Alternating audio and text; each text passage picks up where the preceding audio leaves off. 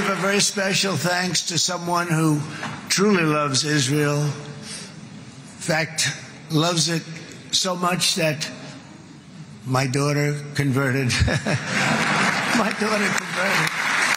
I didn't know this was going to happen. And Ivanka's here.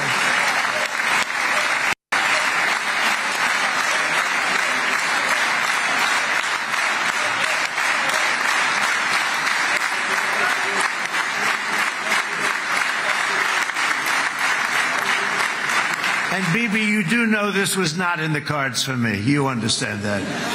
And she is so happy, and they are so happy. At least I think they're happy. If they're not, we have a big story, right? No, they have a great marriage, and they get along great. They're best friends. They have a very special relationship. But Jared has been so helpful. He really did something very special. He established the Abraham Accords with a group of very wonderful people. I like calling it the Avraham Accords, because people that, right? Avraham. It's so cool. It's so much sort of nicer, you know, the Abraham versus the Avraham.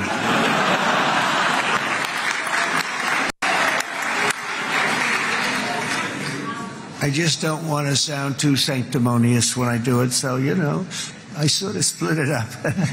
This way we keep everybody happy.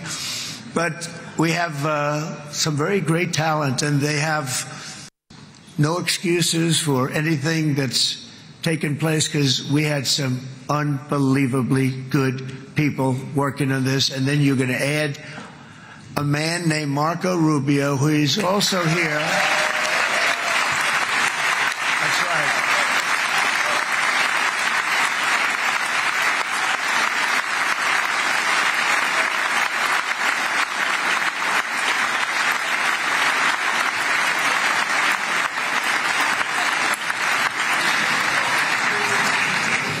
And I have a prediction that Marco will go down, I mean this, as the greatest Secretary of State in the history of the United States. I believe that.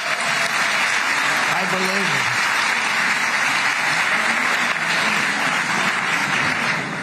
believe it. And he and I, you know, we really fought it out. You remember, he was tough. He was nasty. Who the hell thought this was going to happen, Marco, right? And now I'm saying he's going to go down as the greatest. He will. He was always smart and sharp, and people respect him. And then we have somebody who's young, but an unbelievable leader. I saw it a long time ago, and he's turned out to be even better than we thought. Right, Susie? I think even better. And that's Pete Hegseth, who is our Secretary of War, formerly Secretary of Defense.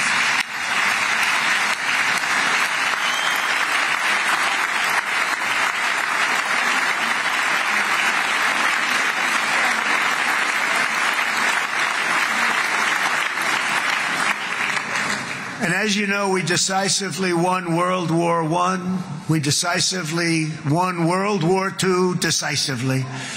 And everything in between and everything before it, we won everything. And then they had the brilliant idea of changing the name from war, you know, it was war, to defense. And with that went a certain thinking. And we fought in a very politically correct way after that. We always had the strongest military, and now we have a stronger military than we've ever had before. Because of my first term, I've totally rebuilt the military, every aspect of it.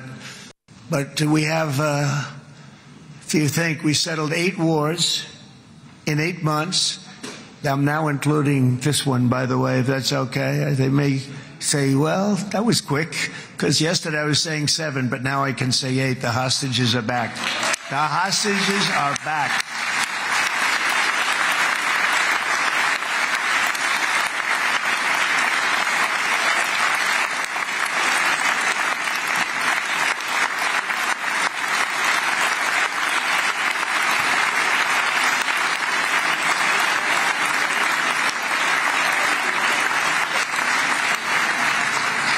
It is a good feeling. Isn't that nice to say? You know, I just said the hostage. First time I said the hostages are back. It feels so good to say it. But when you settle 8 wars in 8 months, that means you don't like war.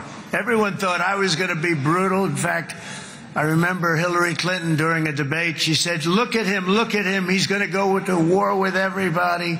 And actually, she said, he's got a personality that's all about war. No, and my personality actually is all about stopping wars. And it seems to work. It seems to work. But it also means this name change in our attitude that we're not going to go into a war, but if we do, we're going to win that war like nobody has ever won a war before. We will not be politically correct, but we're not going to be there. And I think, you know, as you mentioned, Bibi, before, peace through strength, and that's what it's all about. The United States has the greatest and most powerful military in the right now history of the world. I can tell you we have weapons that nobody's ever dreamt of. I only hope we never have to use them. I rebuilt the military. I was proud to do it, but some of the things I hated to do. I hated certain of the weapons because the level of power is so enormous. It's so dangerous, so bad. But we have to do what we have to do. We make the best weapons in the world, and we've got a lot of them. And we've given a lot to Israel, frankly. And